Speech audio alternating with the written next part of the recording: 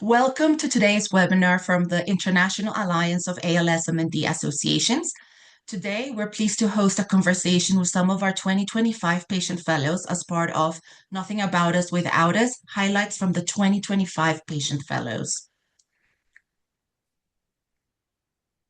For this webinar, we have captions available. If you're joining us live on Zoom, please check the chat box as I will be adding the instructions in just a moment, or scan the QR code on screen if you have another device available. And if you're watching the recording in our YouTube channel, you will find the instructions in the video description on how to activate the subtitles. Para este seminario web tenemos subtítulos en inglés y español disponibles. Si se unen a nosotros en vivo vía Zoom, verifiquen en la casilla de chat en un momento, ya que estaré agregando las instrucciones, o pueden acceder a la traducción por medio del código QR en la pantalla usando otro dispositivo. Y si están viendo la grabación en nuestro canal de YouTube, encontrarán las instrucciones en la descripción del video sobre cómo activar los subtítulos.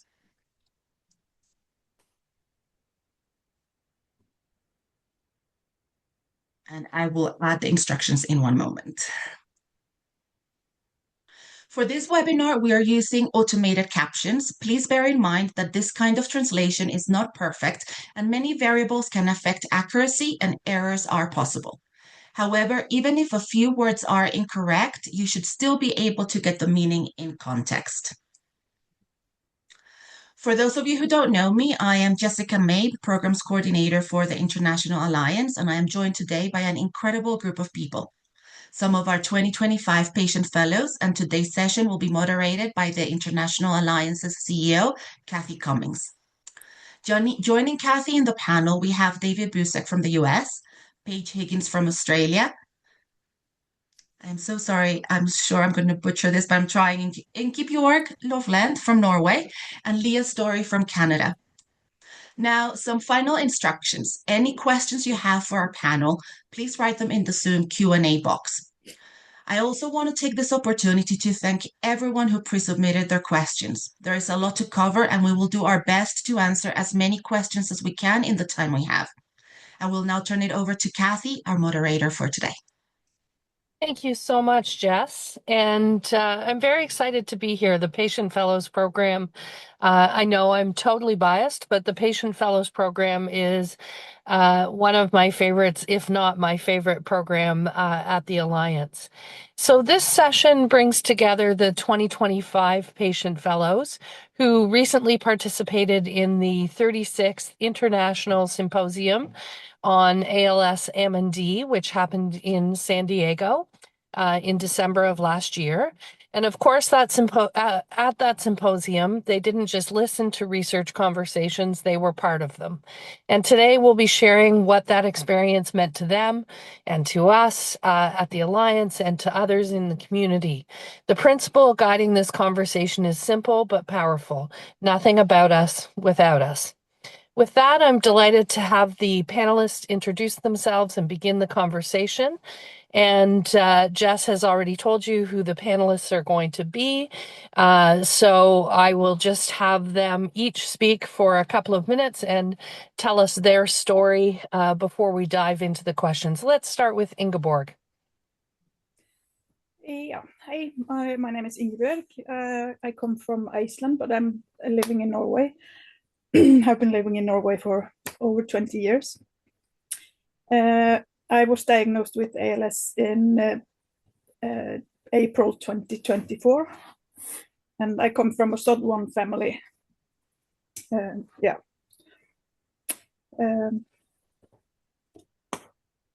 Yeah. Ingeborg, I was supposed to ask you to share one word that captures how you felt about participating in the research symposium in San Diego. Yeah, I think I would go for the word encouraged. Excellent. Thank you. Let's turn it over to David from California. Hi, my name's David Busek. I live in San Jose, California, which is close to San Francisco. And in the US, I was diagnosed with a sporadic ALS limb onset in 2019. And I think my word would be supported, that I felt supported. Excellent. Thanks, David. Let's go to Leah. Good afternoon. I'm Leah Story. I live in Calgary, Alberta, Canada. My mother had ALS and I was one of her caregivers. And the word I would use to describe the conference would be connections. Excellent. Thank you. And Paige, last but not least. Hi everyone, I'm Paige from Australia. I am a gene carrier from a C9orf72 family, and my word would be hopeful. Excellent. Thank you so much from all of you. Before we dive into the conversation with our four panelists here today, we do have a couple of brief recordings from some of the other patient fellows, so let's meet some of them.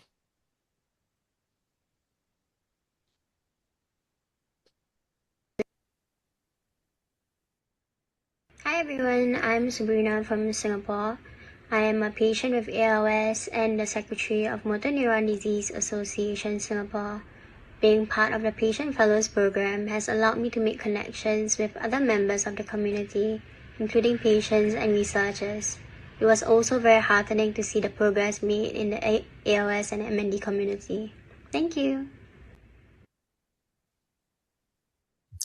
Hello everyone, my name is Barry Worth. I'm from Sydney, Australia. My connection with ALS-MND is as a past carer for my wife who had this dreadful disease some years ago. I'm also interested in doing some research into the disease myself. This is my second year as a patient fellow, and I found it invaluable to be able to attend the meetings virtually as a means of getting updates on research around the world.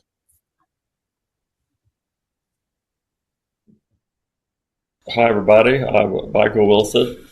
I am from Oklahoma City in the United States, and I was diagnosed with ALS-MND in 2017.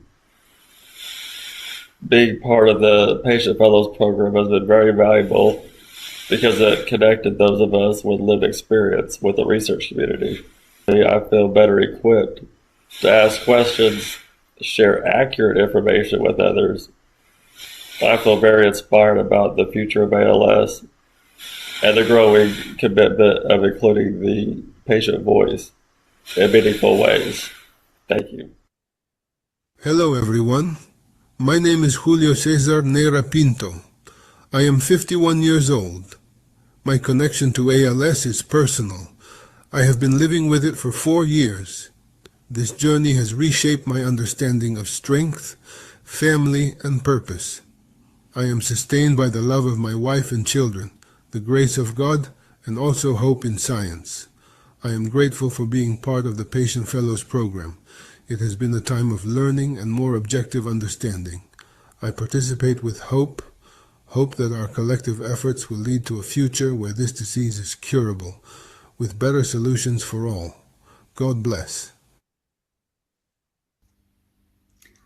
Hi everyone, I'm Janet Huff. I'm living in Mount Martha, Victoria, Australia. I'm 65 years old and I was diagnosed with MND in June 2023 after having symptoms for about 6 months prior to that. I love being part of the Patient Fellows program and I'm excited that I've been able to participate in the last 2 years. It's fantastic to meet everybody. It's fantastic to hear the updates about care, allied health management and all the scientific research, and I really value that experience. So thanks everyone. My name is Mehrdad Salehi. I am from Iran. I have been living with ALS for nearly 3 years. Being part of the Patient Fellows program has given me something I never expected during this journey: a voice and a family. It has allowed me to carry the voices of people with ALS in Iran, people who often live with this disease in silence, and share them with the world. Through this program, I have found deeply valuable friends from every corner of the globe, reminding me that compassion and humanity truly know no borders.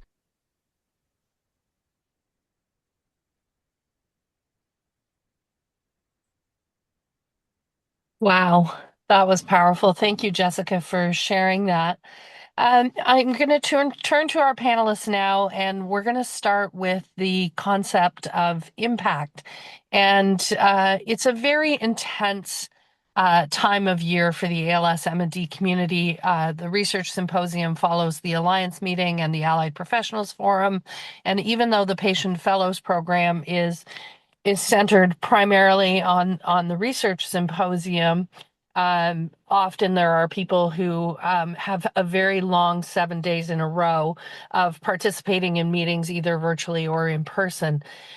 So I wanted to talk about the intensity of the discussion at the Research Symposium and really get from each of you which presentation or session during those intense 3 days made the biggest impression on you, and why did that session make the impression on you? We'll go in the same order that we went for the introduction, so we'll start with Ingeborg. Yeah, I find it quite hard to just pick like one, but for me, I think the whole session about clinical trials would be the one I would choose, and especially the presentation about AP101, since that's actually a trial I participated in myself. And hearing about the trial that was not just science, but it was actually something that I have been involved in. It's something that is connected to my life that was really made impact, and it was I don't know how to explain, but it was that would be very powerful and meaningful. It was sure. And knowing that I was actually involved in and participating in this study, my results were there. Yeah. So you were there in more ways than one. You were in the data, and you were there in person. So did you get a chance to interact with the researchers that were involved in that clinical trial at the symposium? Actually not. No, not that one. Okay. No. All right. Fortunately. Excellent. Yeah. Thank you for that insight into why that was impactful for you. David, how about you? So I was also at that clinical trials one, and the room was absolutely packed to overflowing. It was amazing how much interest there was in that. But what I picked was one particular researcher, Claire Cleland, who's from the University of California, San Francisco. She was talking about using gene editing technology to create possible RNA strands that could help manage the disease for people who have the C9orf mutation. And the part of it that I just was particularly amazed at was hearing about a program that they have there where people who would normally be organ donors upon death for some reason aren't eligible to be organ donors. They can actually then take that body with the family's consent and use it as a test bed of sorts for some of those materials that they've generated, so that they can get a firsthand look at how those particles distribute themselves through this perfused body via an autopsy after 24 to 48 hours, they said. So that has the amazing ability, number one, of giving us some ideas about which things will or won't be effective to get where they need to go in the human body, so it could make much more effective clinical trials, higher probability of success for clinical trials. And for me, I've always been an animal lover. I've been vegetarian for almost 40 years because I don't want to kill animals. Yet there are tons of animals that are used in ALS research and many other disease research. And I understand the need for that. But having something like this can greatly reduce the number of animals that are used. And there are also several other presentations I went to that have other technologies that can reduce animal use, and that makes me very happy. Excellent. Thank you, David. I also was quite intrigued by the methodology that Claire Cleland is using, and would love to learn more about it in the year to come. Okay, so now we'll turn it over to Leah. what about you? What was the session that impacted you the most and why? Yeah, well, I'm a writer, so I was drawn to I think it was the second day session on terms and language. And it was very interesting because the researcher was talking about that, how they need new terms to describe things. We're using this, well, I'm not, but researchers and scientists and people working in this area are using the same terms, but they don't necessarily mean the same thing. And they're talking about opening the door to new definitions and seeing what kind of things we can discover if we're not limited to, this definition of this reaction, for example.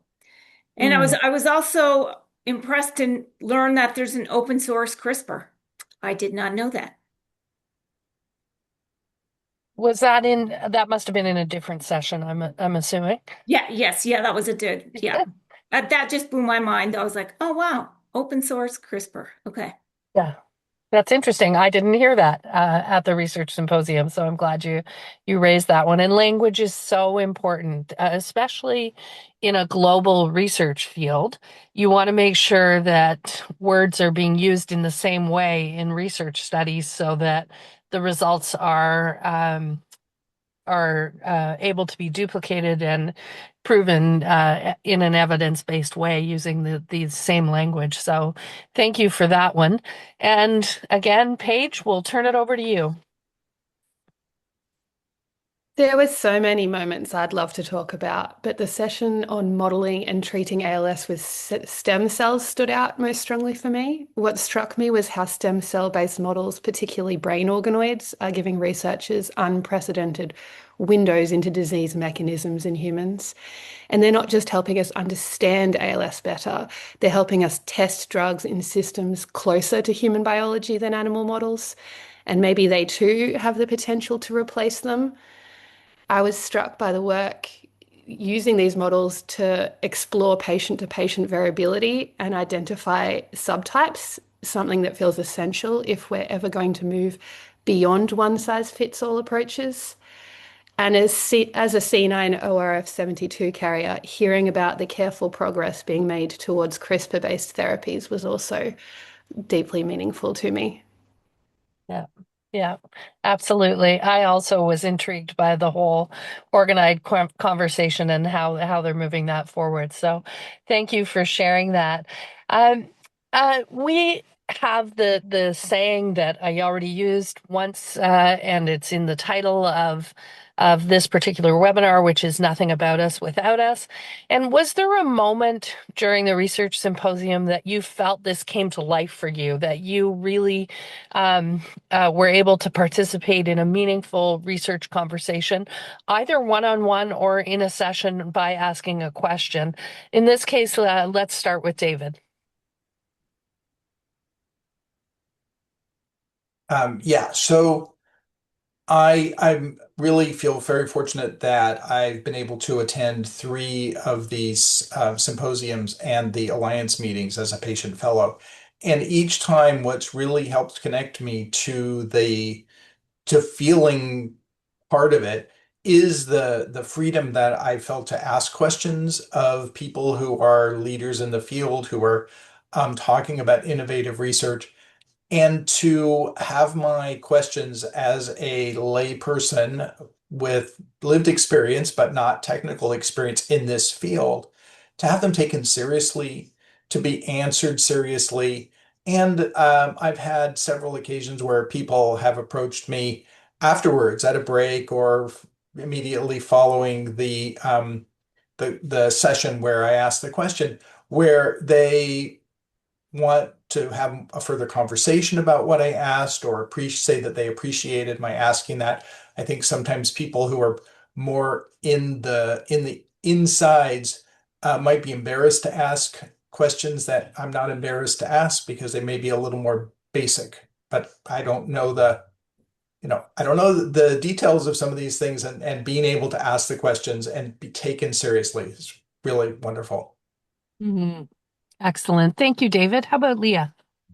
Well, wearing the scarves really helped distinguish us from all the other conference members. And I found that I had a few people who have research products. They want answers from people who can use them, or in my case, I'm a family member who is a caregiver, and they came to me and said, "I have this survey. Here is the link. Can you answer these questions for us?" And I said, "Yes, here is a time I can be of service to somebody and possibly help in their research and help ALS, MND, in the future." So yeah, it was great to be connected that way. Thanks, Leah. How about Paige? As a virtual participant, the experience is different. You're not in the room and you don't have informal conversations. But there were moments where I genuinely felt included in the research dialogue. Being able to hear researchers speak openly about what is known, what isn't known, and what is still being figured out is a level of transparency I never take for granted. It gave me answers to questions I wouldn't have known how to ask, particularly around epidemiology and how assumptions in ALS research are shaped by who and where we study. It gave me something important, grounded hope, hearing careful evidence-based progress. Excellent. Thanks, Paige. And we'll hear from Ingeborg, and I have a couple of questions still on this theme that I'm going to come back to you guys with. Go ahead, Ingeborg. Yeah, I would say I had many good conversations with both researchers and doctors, especially during the breaks. I found that people were really interested in hearing my story and really listening. And actually, after the conference, I got a message from one researcher that said, "Meeting you was a highlight of my trip and even of my year." And that, of course, meant a lot. And it shows me that my experience matters and that my role as a patient fellow is important. That the patients truly belong in the research conversation, and it's important for the researchers to hear from us. Absolutely. Absolutely. I'm just going to go back to something David said about not having a fear factor. And this question is for all of you, but it was rooted in what David said about, did you find the researchers approachable? And once you had, did you personally have any hesitation to talk to anyone? I know having the scarves does help identify you as patient fellows. So I wanted to hear about your own personal experience with approaching certain researchers. We were very lucky to have some very compassionate researchers who care a lot about the patient fellows, who seek them out and ask their opinions. But I just wanted your perspective on getting over that hump of being able to ask questions and feeling like you were included in the community. And if you have any tips and tricks for future patient fellows about that. Well, I can go first. I didn't find any barriers when we were out, having lunch or the coffee breaks, and I found it very easy to talk to people. People were engaged and, just didn't answer the question and then scuttle off to their next meeting. I think with my experience is that the science, I'm not a scientist, so sometimes it was a bit, I had to Google things, I had to write things down. And by the time we could ask questions after the session. By the time I had figured out what my question was going to be, it was time for questions was over. And I understand that it's a conference, there's so much going on, but yeah, that's the only thing that I did find a bit of a hurdle was by the time I had my question ready. And of course, that doesn't mean I couldn't find that person after, but yeah, it's just in the heat of the moment, I was like, oh, okay, I'm going to ask this. And then I couldn't. Excellent. Thanks, Leah. Anyone else have a perspective on that question? Well, my advice to future patient fellows is do ask questions. I hear some people asking, but not a lot. So I shouldn't be the only one. We all have important, valuable questions. Absolutely. I totally agree, David. So, this is a global conference, but you each have your local communities that you work in. Sometimes you work at the very local level, sometimes you work at the national level within your countries, and some of you continue to work at the global level as well. But how do you link what you learned at the research symposium to your own advocacy going forward and your own community networks? And this time we'll start with Leah. Well, I belong to a board with ALS Canada, and I brought it to them. We've talked a bit about what's going on with the ALS and MND community, but personally, I can share it with my family. I mean, one of my reasons for going was I want to know why my mom got ALS. It was spontaneous, it's not genetic. And then I see this huge community trying to figure out why people get ALS. And it's just it's a part of a puzzle that I may never know, but I can talk about it to my family. I can give them the information, and going forward, hopefully with more research and more advocacy work, I can never say that word, we will find that missing puzzle piece. Absolutely. We'll turn it over to Paige next, but I have a question based on what you just said, and we'll come back to it. In Australia, we have various community groups. I'm a part of a group called the MND Genies, which is full of people who have a gene and predisposition just like me. And we are all hungry for information, and we want to know where the research is heading and what it might mean for us in the future. And so I am always thrilled to pass on the information I learn with them, along with the broader community through the Lived Experience Network. I also find that it's helpful when working with professionals to be as up to date with information as possible, to be informed and to know exactly where things are at. Yeah. Yeah, that's good advice. Ingeborg? Yeah. I am mostly involved in a patient group, with other patients that are it's not an organization really, just a group of patients. And I find that sometimes I think maybe we don't quite have I understand the focus. We are focused on getting results. We want to get medicine. We want to get better. And I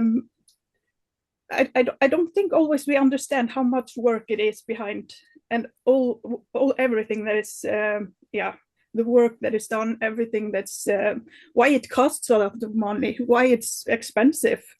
So I think maybe I can bring a little bit of more of understanding about why it takes time, why it's and also the hope that there are actually so much happening. All these people that are working for our future, for our interests, and that they are, even though it takes time and something is happening, and we will find. I would totally agree with that last sentiment. I remember when I went to my first research symposium that the strongest feeling I had came from just looking around on a coffee break and thinking to myself, oh my gosh, all these people in the world are pulling in the same direction towards something that is so meaningful. And like even on their coffee breaks, they're not talking about their vacations or their, other things. They're talking about how can we solve this puzzle for ALS, MND, and it just gives me enormous hope that we have so many people pulling in the same direction around the world. Sorry, David, I preempted you. So please go ahead. That's all right. I'm sure I still have time. Yeah. So we hear that the average life expectancy for people with ALS, MND is 3 to 5 years, and that hasn't changed in a century. And that's true, but at meetings like this, I really get um, hope built by seeing the other side of it, that there's so many things that are going on that are helping us out today. I saw Connie made a comment about eye gaze, how slow it is and how hard it's to communicate in real time, which is absolutely true. But it also provides an opportunity to communicate that might have been lost.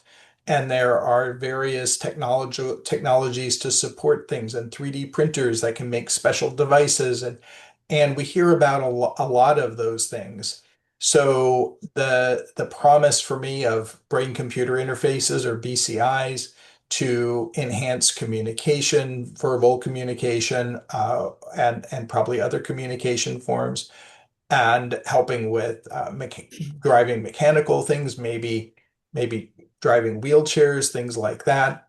And then also just hearing about the promise of AI and some of the things that it can do to make drug development faster, to be able to scan lots of elements, to look at images and interpret images, and other ways of digging into large, complicated data sets that may not have been designed to do ALS research, but can be repurposed to that with some intelligent AI design to go in and find some answers, or at least to find where the needles might be in the haystack. So that degree of hope is something I really like being able to portray to people when I'm talking about living with the disease. I think that intangible piece is so important from the Patient Fellows Program. But I wonder also if there are any tangible examples that you can think of where you've brought something specific back to your community that might help people in the future. I don't necessarily want to put you on the spot, Ingeborg, but maybe you could explain the situation with access in Norway and how you might be able to leverage some of your connections at the patient or at the research symposium, through the Patient Fellows Program that hopefully will change access in Norway going forward. Yeah, since I'm a SOD1 carrier, I have been hoping to get access to the tofersen, but unfortunately, Norway has not been willing to implement it in Norway. My father has ALS too, and he lives in Iceland, and he has been receiving tofersen for 2.5 years. So I know what it could do for me. So I've been fighting to get it here in Norway, have not been successful. But at the symposium, I got to connect with people from Biogen. It was really, I think it's helpful because now I am getting some help connecting to media, and we are trying to make some movement in Iceland regarding access. The authorities are still quite, we are not quite there yet, but I hope that we are together, we will be able to get some change. Yeah, so that's a more tangible example of the value of the program and being connected through the global community that hopefully will have impact down the road. And so I just wanted to bring that to the forefront. And for anyone who's listening to this webinar now or in the future, feel free to search out this information on social media, especially Facebook. There is some information going around right now that might be influential and action oriented towards changing the Norwegian government's mind. So, Yeah, so I'll put that plug in there as well.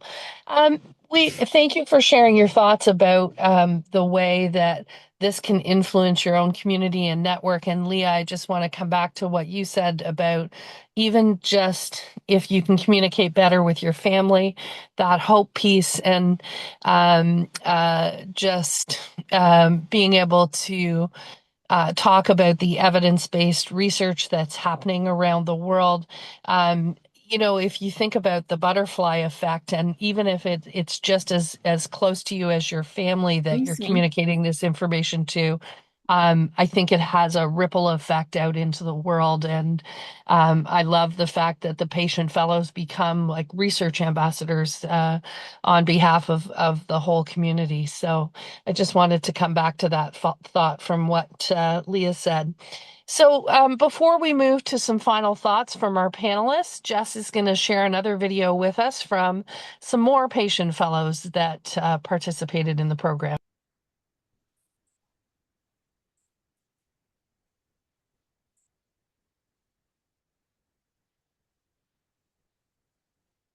Hello, my name is Stacy Lewis Barber.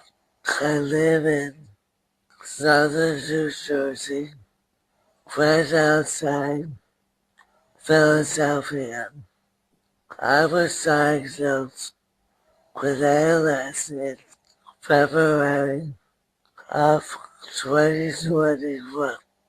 Being part of the Patient Fellows Program has deepened my understanding of what research can say and what deficits there are globally.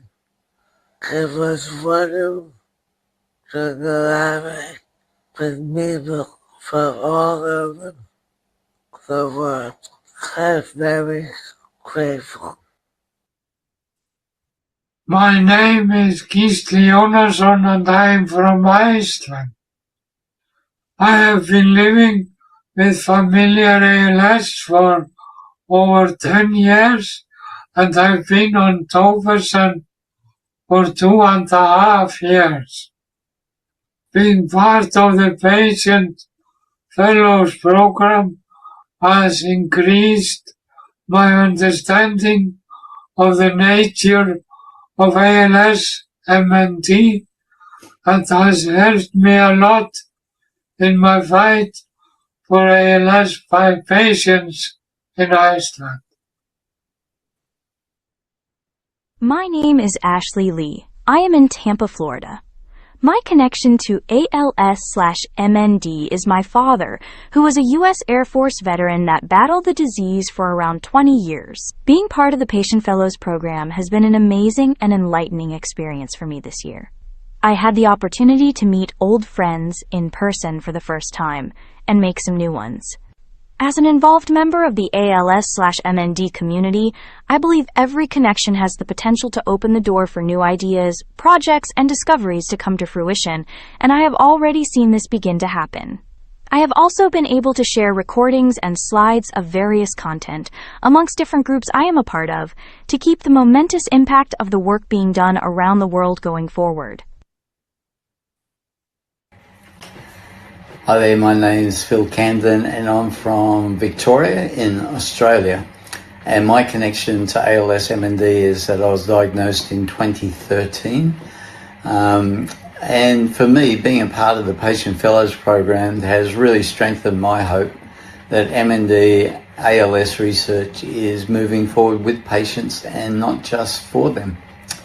Thanks very much. Bye for now. My name is Sue Nelms. I come from a small village just outside Cambridge in the United Kingdom. My connection to ALS-MND is as sole carer for my husband Rick, who was diagnosed in 2017, but with hindsight had been showing symptoms in 2008. Being part of the Patient Fellows program has enabled me to learn a bit about living with the condition and about research going on, which will give people hope for the future in which the disease is no longer a killer.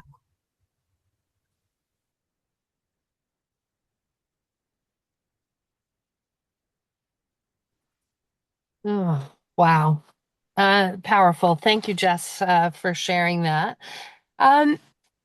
Let's take a moment for our four panelists to close with some advice on what advice would you give someone considering attending a symposium like this in the future?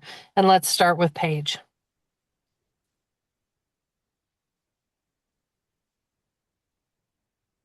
My advice would be to take it gently. The pace can be fast, the language intense, and it's okay not to understand everything. What matters is the bigger picture, the movement happening behind the scenes. For those impacted by familial ALS in particular, these events can be incredibly meaningful. They highlight shifts in direction and conversation that we've long hoped to hear. I'd encourage people to talk to the professionals around them and let them see that we're engaged, informed, and paying attention. Meetings you as a person with lived experience may inspire them all the more. Absolutely true. Thank you, Paige. Ingeborg? I really enjoyed it, and I would really recommend everyone who had the chance to participate. I think it's incredibly valuable to meet the people who are working for our future. I agree with Paige. Some of the language is difficult. You will not understand everything. I even talked about it with some of the researchers, and they were saying, we don't either. If it's not our special field, it's not necessarily that we understand everything either. So don't worry if you don't understand everything. Take with you what you get, and don't be afraid to ask questions. And use the breaks. I found the breaks were really, that's where I connected the most. And not be afraid to share your story. I think that's where, yeah. Thank you. Thank you, Ingeborg. And now we'll hear from David. So I don't have much very different than what we've already heard. I would say if you have an opportunity to go, then go, get what you can from it. I spent my career working in technology, science, research, not in biology, but in other areas. So even though I understand a lot of the concept of science, the specific content is overwhelming. It really is. But it does, you may understand 5% or 10%, but you'll still get something out of it. And as Ingeborg said, talking with people during breaks and meals, and at least for those of us living with the disease who get pretty fatigued, budget your time. And then I would also add, I saw we had a question online about other meetings where they're not including people with lived experience. I would say if you hear about anything like that, barge in, make your voice known and say you'd like to be included in those meetings as well, because there are a lot of gatherings going on for people in this field, and we should be part of all of them. Good point, David. Thank you. Leah. Go. Just go to the symposium. Go. Besides meeting people in person, hearing all the scientific, the research, the data and stuff, the personal connections are amazing.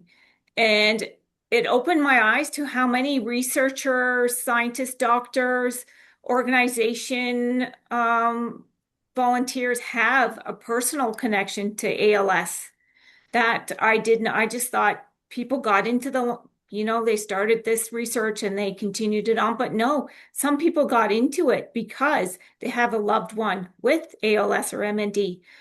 I also met people at the airport, at the San Diego airport, who were going to other conferences, and we shared a bus. And it was amazing to talk to them and share where I was going and what was happening, and they had no idea. And this was a researcher who was going to a Parkinson's symposium, and she's like, "Oh wow, I never heard of that."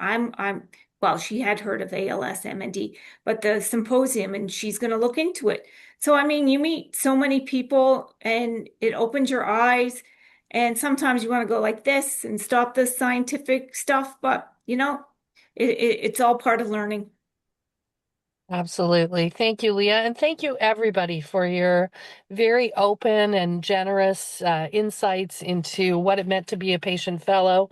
And this conversation really reminds me that why we do this work and who it's ultimately for. And that should be crystal clear to the whole community. And that leads me to one of the questions that's been submitted. And Leah, we may as well start with you since you were the last one to answer the last question. But what would you say to researchers or the scientific community where there's meetings that they're not so inclusive of people with lived experience?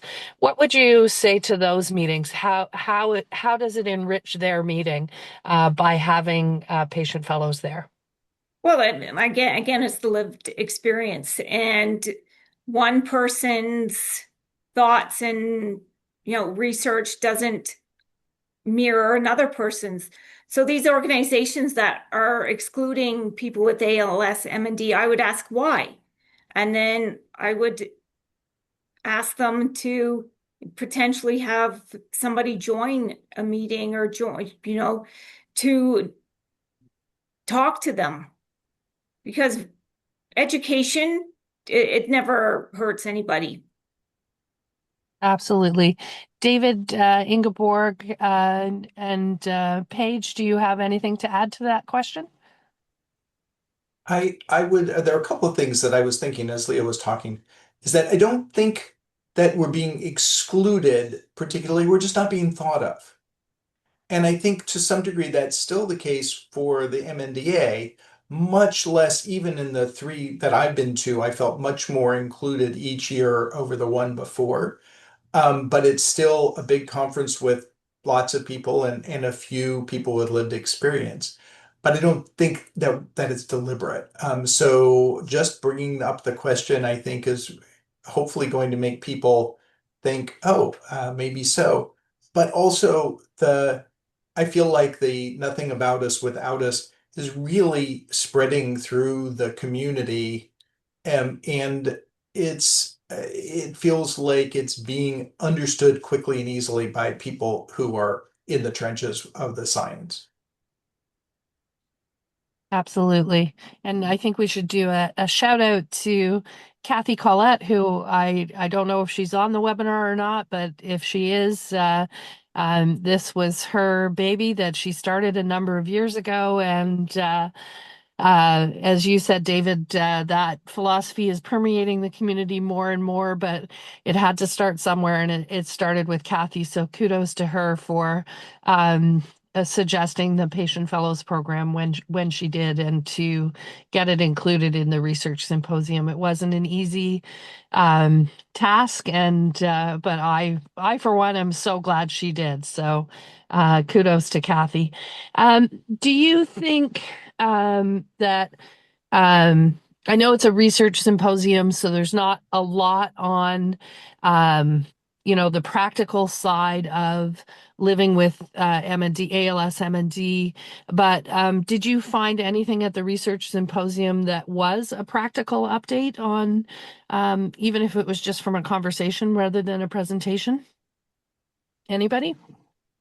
Well, I can go. So one of the surveys was about a simple blood test that can detect ALS a lot faster. So I guess in hours or minutes instead of weeks or months. So I found that very hopeful.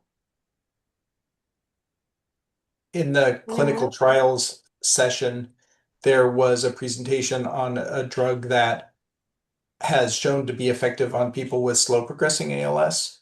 And that's the first time that I'd heard about that. So for me, as a person with slow progressing ALS, I actually heard about two different drugs, and I'm pursuing the possibility of getting on the extended access program for one or both of those drugs. So that feels very personally practical to me. Absolutely. Ingeborg, Paige, anything that you want to add, or should we move on to the next question? In the at-risk community, often people will hear snippets of research without much context, such as the research into exercise. So I think that hearing the reality of how that might be connected or it may not be connected helps to inform whether we should be changing our lifestyle. And the reality is that it is very varied, the results. So perhaps not the case. It helps to be able to tell the community, don't stop exercising, when they might just hear a snippet and change their life in a negative way. Absolutely. That's very insightful, and I'm glad you added that. Do you think patient fellows should have some input into the program?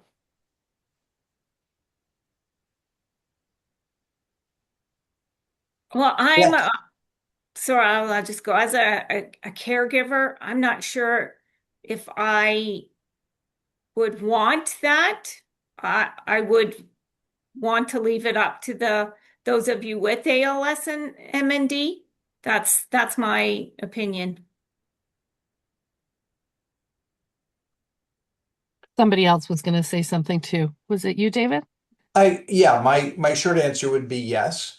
But the reality of it is that we're not the scientific experts, so I really would rely on the scientific experts to make those decisions about what's included in the symposium. But I certainly would hope that they would ask us at least to get inputs from us. Okay. Excellent. I have one final question before we start to wrap up. This is a personal one for each of you. What have been your most beneficial coping strategies as you navigate this disease? And you've all touched on a little bit the hope that you get from the research symposium. So tied to those beneficial coping strategies, what are your thoughts on the lack of a cure being found to date? So how do you cope with navigating the disease, and what are your thoughts on the lack of cure? Let's start with you, David, since you're up on my screen now. Yeah, I don't know if anyone saw that big earthquake when I moved my wheelchair forward and bumped into my desk and knocked everything all over the place. But so I'm still laughing at myself a little bit. And I forgot the question.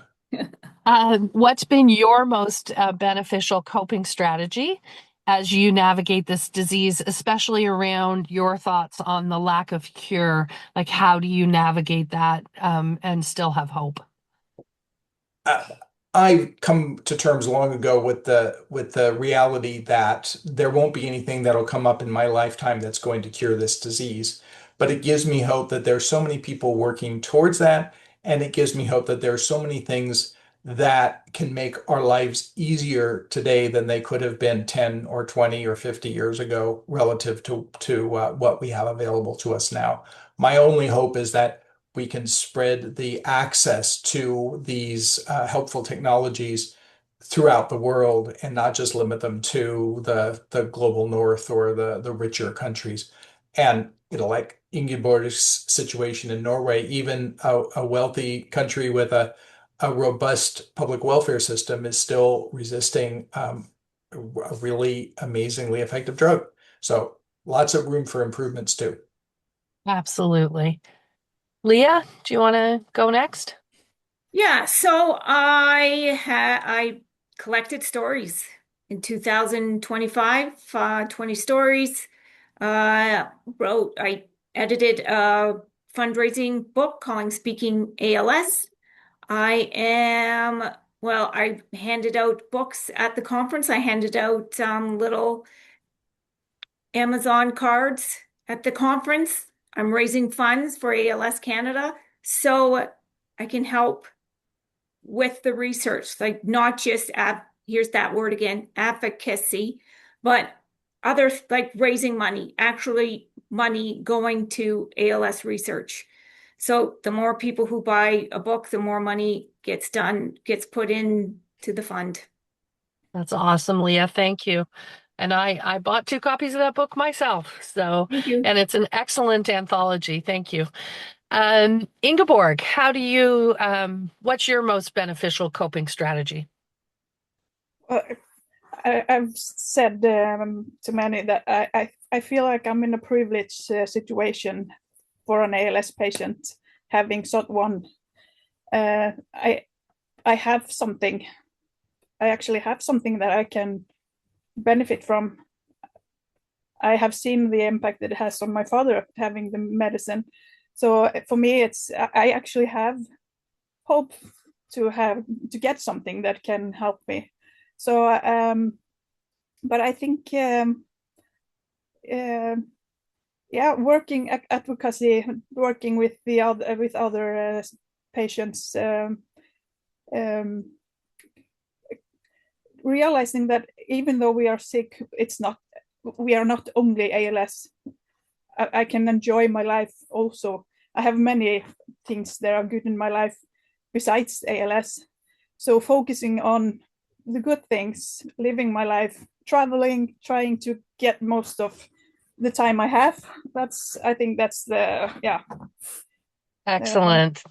Thank you, Ingeborg. I love that intentionality. And Paige. With the disease having impacted significantly the past 2 generations of my family, obviously I have hope that there'll be a cure, but I feel that hope is strengthened with seeing just how much they're learning and how far the knowledge has come in those generations. And I feel strongly that even if there's nothing in my lifetime, that the next generation, I feel, will definitely see something. And I benefit, like I like to hear that. I like to see the progress step by step and work to help support the movement in the community, improvements wherever I can. Excellent. Thank you, Paige. And thank you to each and every one of you, including the recorded patient fellows who gave their testimony and their feedback on the research symposium. I really enjoyed talking to each of you today, and I want to thank you all for being so honest and open with your feedback about the Patient Fellows program. And let's all move forward together in the spirit of nothing about us without us. Thank you.